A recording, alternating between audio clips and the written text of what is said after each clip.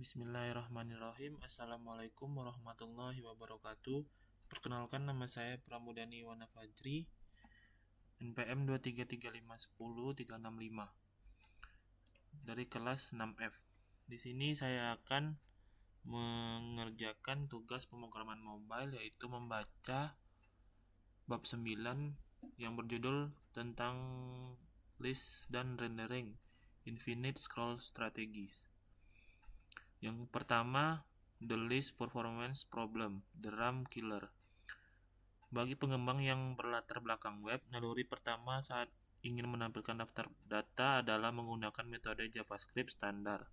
Array map di web, kita terbiasa menulis data map, item div, item name div, dan browser akan merender semuanya tanpa banyak protes. Namun, membawa kebiasaan ini ke pengembangan mobile menggunakan komponen scroll view adalah resep bencana performa yang paling umum terjadi. Masalah utamanya terletak pada cara scroll view bekerja. Ia merender seluruh komponen anak sekaligus saat pertama kali dimuat. Tidak peduli apakah komponen tersebut terlihat di layar atau tidak. Bayangkan kamu memesan 1000 porsi nasi goreng di restoran dan pelayan menghidangkan semuanya sekaligus di mejamu yang kecil. Mejamu akan runtuh dan kamu tidak mungkin memakan semuanya dalam satu waktu. Dalam konteks perangkat keras mobile, meja tersebut adalah RAM, Random Access Memory, dan komponen UI adalah nasi goreng yang memakan tempat.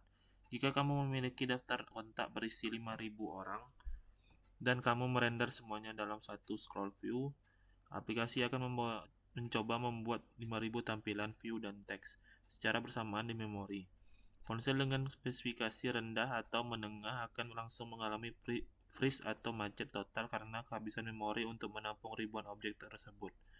Bahkan di ponsel flagship terbaru, kamu akan merasakan penurunan frame rate yang drastis saat mencoba menggulir layar, membuat animasi terasa patah-patah seperti game yang sedang lag.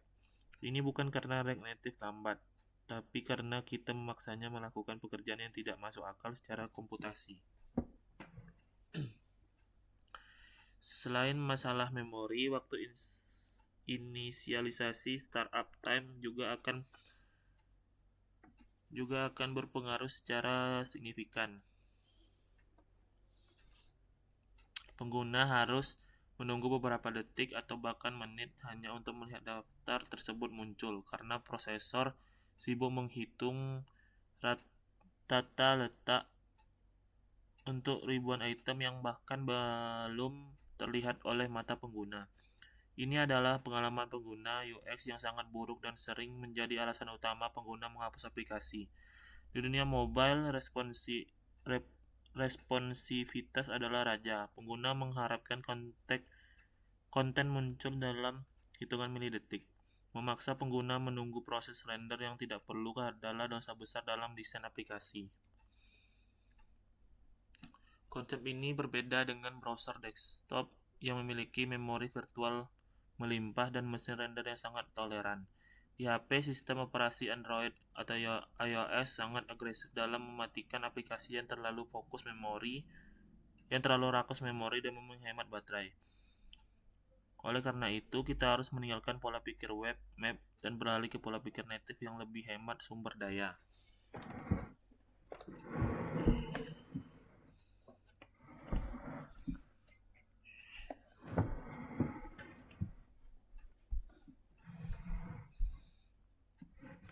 Solusi untuk masalah ini bukanlah dengan membeli HP yang lebih canggih, melainkan mengubah strategi rendering kita. Kita membutuhkan mekanisme yang cerdas, yang hanya memasak nasi goreng saat pelanggan benar-benar siap memakannya. Kita membutuhkan sistem yang sadar akan keterbatasan layar fisik HP yang kecil. Disinilah konsep virtualization atau virtualisasi list masuk sebagai penyelamat. Sebelum kita masuk ke solusinya, tanamkan dalam pikiranmu scroll view dan plus map adalah RAM killer. Jangan pernah gunakan kombinasi ini untuk data dan yang jumlahnya dinamis atau lebih dari 20 item. Yang kedua ada flatlist arsitektur, the recycling machine. Flatlist adalah komponen pahlawan di React Native yang dirancang khusus untuk menangani daftar data yang panjang, bahkan hingga tak terhingga. Rahasia kekuatannya terletak pada teknik yang disebut virtualization atau windowing. Bayangkan kamu sedang melihat pemandangan dari jendela kereta api yang melaju cepat. Meskipun pemandangannya di luar sana sangat membentang ribuan kilometer, matamu hanya melihat selebar bingkai jendela tersebut. Flatlist bekerja dengan prinsip yang sama. Ia hanya merender item-item yang saat ini berada di dalam jendela layar HP pengguna, ditambah sedikit buffer di atas atau bawahnya. Item yang berada jauh di luar layar tidak dirender sama sekali atau memorinya dikosongkan sementara. Mekanisme ini sering disebut sebagai view recycling atau daur ulang tampilan, sebuah konsep yang dipinjam dari pengembangan native Android Recycler View dan iOS UI Table View. Saat kamu menggulir layar ke bawah, item yang keluar dari layar di bagian atas tidak dihancurkan begitu saja, melainkan dibersihkan datanya dan dipindahkan ke bawah untuk menampung data baru yang akan muncul. Jadi meskipun daftarmu berisi 10.000 item, Flatlist mungkin hanya menggunakan memori untuk sekitar 10 hingga 20 komponen tampilan secara fisik pada satu waktu. Efisiensi inilah yang memungkinkan aplikasi seperti Instagram atau Twitter digulir selamanya tanpa membuat HP meledak.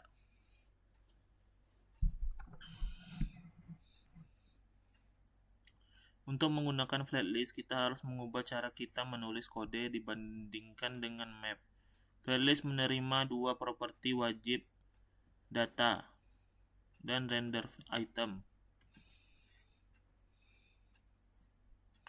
React Native akan memanggil fungsi render item secara cerdas hanya ketika diperlukan. Pemisahan antara data dan tampilan ini memaksa kita untuk menulis kode yang lebih terstruktur dan modular.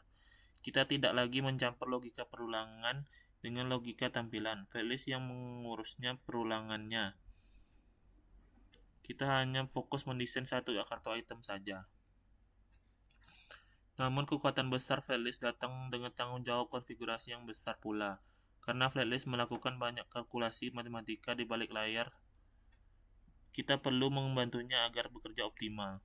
Jika kita tidak hati-hati, kita bisa mengalami masalah blank space atau ruang putih kosong saat menggulir dengan cepat. Di bagian optimasi nanti kita akan belajar cara menyetel mesin Flatlist agar bisa mengerja kecepatan jari pengguna. Penting juga untuk memahami bahwa Flatlist mewarisi semua props dari scroll view. Artinya semua fitur scroll view seperti horizontal, show vertical scroll indicator, atau pegging enable juga bisa digunakan di Flatlist. Fleksibilitas ini menjadikan Flatlist sebagai komponen pisau lipat Swiss Army untuk segala kebutuhan daftar di React Native. Hampir 90% kebutuhan list di aplikasimu akan diselesaikan oleh komponen ini. Kesimpulannya, Flatlist bukan sekadar pengganti map, melainkan sebuah sistem manajemen memori yang canggih. Ia adalah jembatan yang memungkinkan JavaScript yang boros memori berjalan mulus di lingkungan mobile yang terbatas memori. Jika kamu bisa membuat list yang smooth 60 fps, pengguna akan merasakan bahwa aplikasimu berkualitas tinggi dan profesional. Sebaliknya, list yang patah-patah adalah tanda amatir yang paling jelas terlihat. Yang ketiga, section list implementation organized chaos.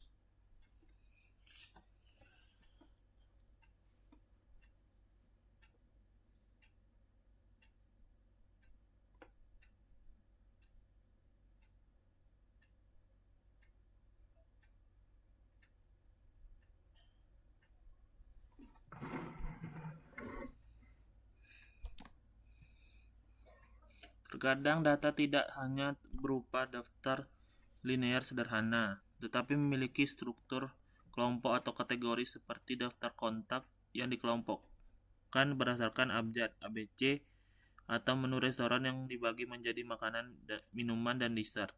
Jika kita memaksakan struktur ini ke dalam Flatlist biasa, kita harus melakukan manipulasi logika yang rumit dan membingungkan untuk menyisipkan judul kategori di antara item.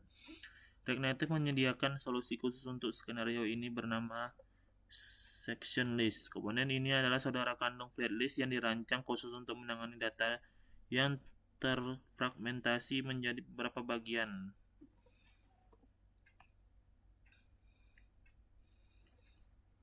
Struktur data yang diterima oleh section list sedikit berbeda dari array biasa. Ia mengharapkan array objek di mana setiap objek mewakili satu seksi dan memiliki properti data atau array item di seksi tersebut, dan properti lain seperti title, judul seksi. Misalnya yang ini, section list kemudian meminta dua fungsi render utama, render item untuk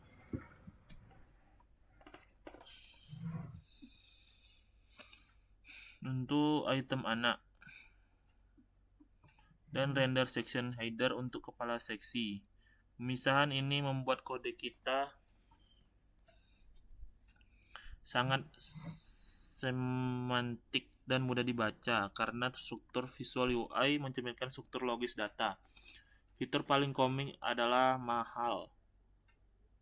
paling ikonik dan mahal dari section list adalah sticky section header. Ini adalah perilaku native di mana saat kamu menggulir daftar kontak, huruf A akan menempel stick di bagian atas layar sampai seluruh kontak berawalan A selesai digulir. Baru kemudian didorong keluar oleh huruf B. Efek ini memberikan konteks visual yang sangat baik bagi pengguna sehingga mereka tidak lupa sedang berada di kategori mana saat menggulir daftar yang sangat panjang. Di web, pembuat efek sticky seperti ini membutuhkan CSS dan JavaScript yang rumit. Tapi di React Native section list, fitur ini aktif secara default. Meskipun section list sangat berguna, ia memiliki kompleksitas implementasi yang sedikit lebih tinggi daripada flat list karena data bersarang atau nested. Memperbarui satu item di dalam seksi tertentu membutuhkan kehati-hatian dalam mengelola state agar immutability tetap terjaga. Jika kamu ingin mengubah apel menjadi anggur, kamu harus menyalin seluruh struktur array seksi, bukan hanya mengubah stringnya. Selain itu, fitur seperti scroll to location memerlukan pemahaman tentang indeks seksi dan indeks item yang bisa sedikit membingungkan matematikanya. Section list juga mewarisi efisiensi memori dari virtualization. Ia tidak merender semua seksi sekaligus, melainkan hanya seksi yang terlihat. Namun, perlu dicatat bahwa section list bisa sedikit lebih lambat daripada flat list jika struktur seksinya sangat banyak, tapi item per seksinya sedikit. Dalam kasus ekstrim seperti itu, performa bisa terganggu karena beban merender header seksi yang berlebihan. Selalu profil performa aplikasimu jika merasa scroll wheel mulai terasa berat. Secara keseluruhan, section list adalah alat spesialis untuk tugas spesifik. Jangan gunakan section list jika kamu hanya butuh satu header di paling atas. Gunakan section list hanya ketika datamu secara alami terbagi-bagi menjadi kelompok logis yang berbeda. Ini adalah komponen yang membuat aplikasi terasa polesan dan rapi, terutama untuk aplikasi e-commerce, manajemen file, atau buku telepon. Desain yang baik adalah tentang pengorganisasian informasi, dan section list adalah rak buku digitalmu.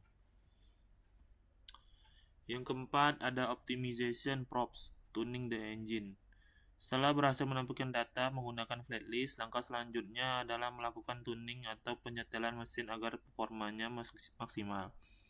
Prop pertama dan terpenting yang wajib dipahami dan sering menjadi sumber peringatan kuning di terminal adalah key extractor. Prop ini bertugas memberikan identitas unik KTP untuk setiap item dalam daftar.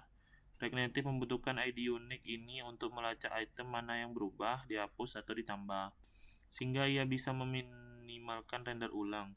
Jangan pernah menggunakan index array sebagai key jika daftarmu bisa berubah urutannya, karena itu akan mengacaukan manajemen memori React. Gunakan ID unik dari database seperti item ID atau item UUID.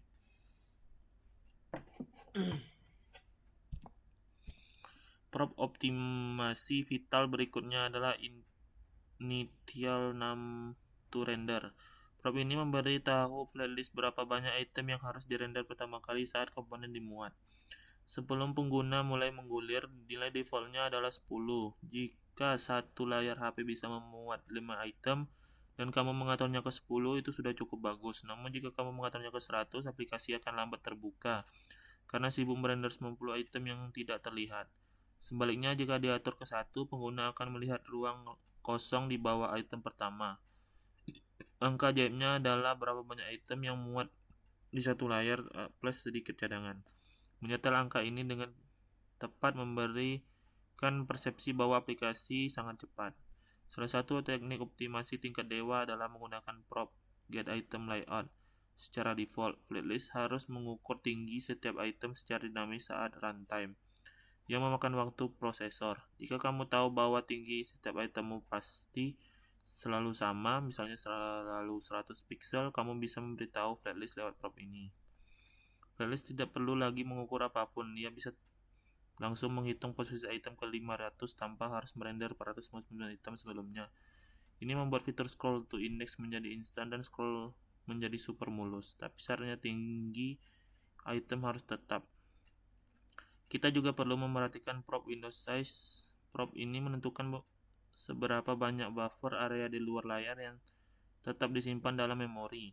Nilai defaultnya adalah 21, 10 layar ke atas, 10 layar ke bawah, 1 layar saat ini. Jika daftar kamu berisi gambar-gambar berat, nilai 21 mungkin terlalu besar dan memakan banyak RAM. Kamu bisa menurunkan menjadi 5 atau 10 untuk menghemat memori. Dengan risiko pengguna mungkin melihat sekilas ruang kosong. Jika mereka menggulir sangat cepat, ini adalah seni menyimbangkan antara penggunaan memori versus kecepatan render visual. Terakhir, hindari penggunaan fungsi anonim atau arrow function langsung ke dalam prop. Setiap kali komponen induk dirender ulang, fungsi anonim tersebut akan dibuat ulang di memori sebagai fungsi baru. Memaksa flatlist untuk merender ulang seluruh daftar. Praktik terbaiknya adalah mendefinisikan fungsi render di luar komponen atau menggunakan use callback untuk memastikannya stabil. Optimasi kecil ini jika diakumulasikan pada daftar ribuan item memberikan dampak performa yang sangat signifikan. Hingga performa list adalah akumulasi dari banyak keputusan kecil yang benar. Yang kelima, UX pattern for list infinite addiction. Menampilkan data hanyalah separuh cerita. Separuh lainnya adalah bagaimana pengguna berinteraksi dengan aliran data tersebut.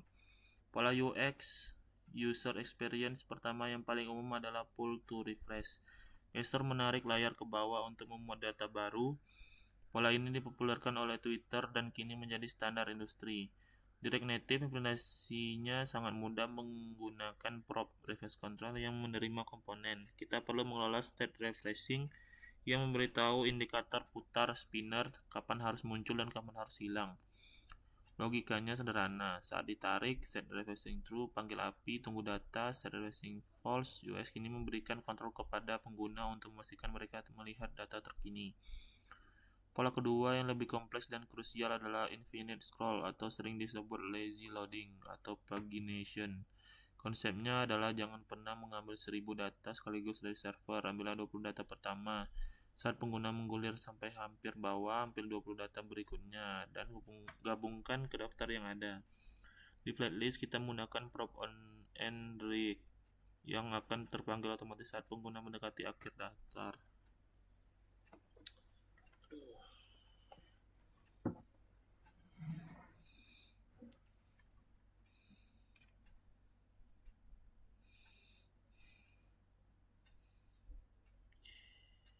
Ini tadi.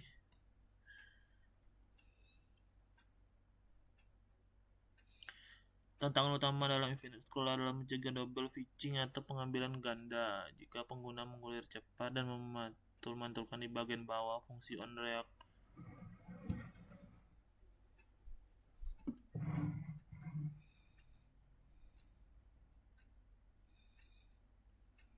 bisa terbang beberapa kali dalam hitungan milidetik. Menyebabkan aplikasi memanggil API halaman 2 sebanyak 5 kali. Untuk mencegah ini, kita harus menggunakan flag atau penanda status is loading more. Jika sedang loading, objek pemanggilan on record. Logika throttling ini sangat penting untuk mencegah pemrosesan data server dan duplikasi item di tampilan. Selain itu, kita harus mendesain loading footer, yaitu indikator putar kecil di bagian paling bawah daftar yang muncul saat data halaman berikutnya sedang diambil. Tanpa indikator ini, pengguna akan mengira daftarnya sudah habis atau end of list. Kita bisa menggunakan prop list footer komponen di flatlist untuk menampilkan komponen ini secara kondisional,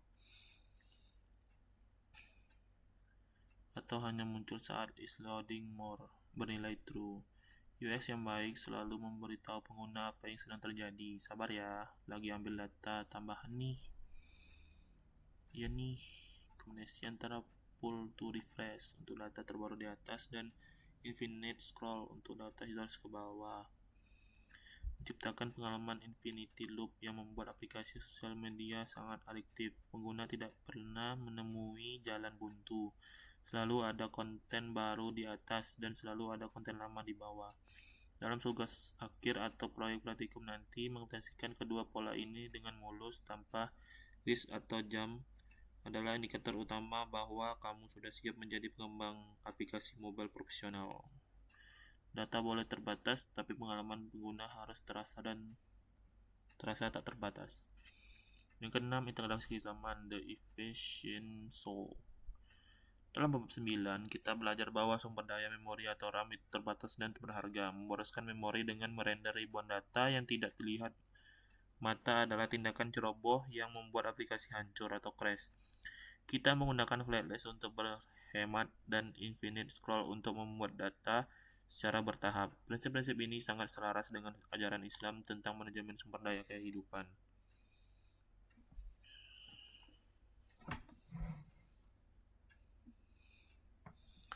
Flatlist dan larangan israf berlebih-lebihan. Filosofi utama flatlist adalah hanya gunakan memori untuk apa yang benar-benar dibutuhkan saat ini. Berbeda dengan metode map konvensional yang rakus memori, flatlist mendaur ulang komponen untuk efisiensi. Ini adalah implementasi teknis dari larangan israf berlebihan dan tabzir, pemborosan dalam Islam.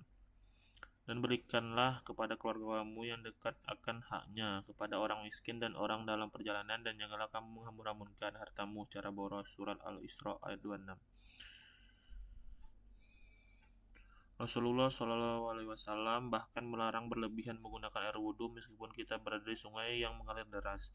Demikian pula dalam coding, meskipun HP pengguna memiliki RAM 12 GB atau sungai deras, haram hukumnya bagi developer untuk memboroskannya dengan kode yang buruk atau memory leak. Efisiensi adalah bentuk syukur terhadap nikmat teknologi.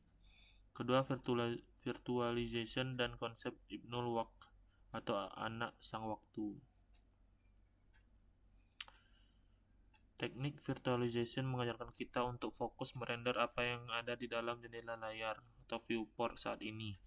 Jangan pusing memikirkan item ke-1000 yang belum muncul dan lupakan item ke-1 yang sudah lewat.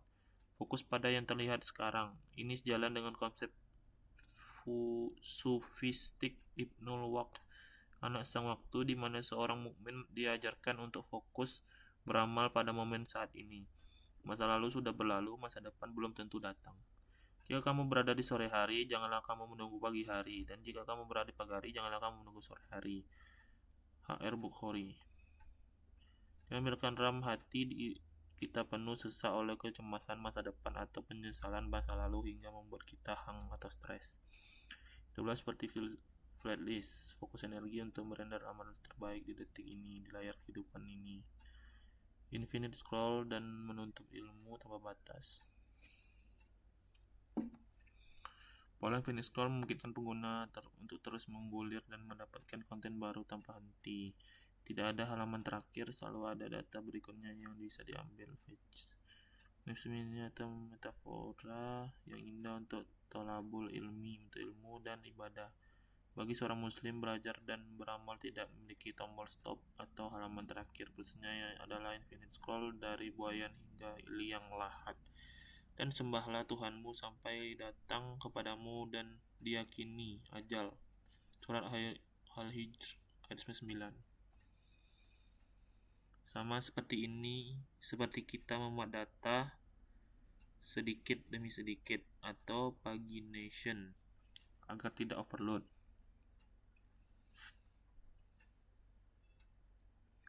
Menuntut ilmu agama pun harus bertahap atau tadarus. Jangan coba menelan semua ilmu dalam satu malam atau render all. Tapi pelajari bab demi bab, gulir demi gulir, sampai akhirnya kita bertemu dengan pemilik segala ilmu. Insyaallah.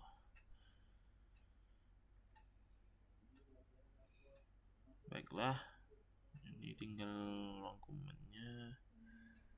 Mungkin hanya itu yang bisa saya sampaikan.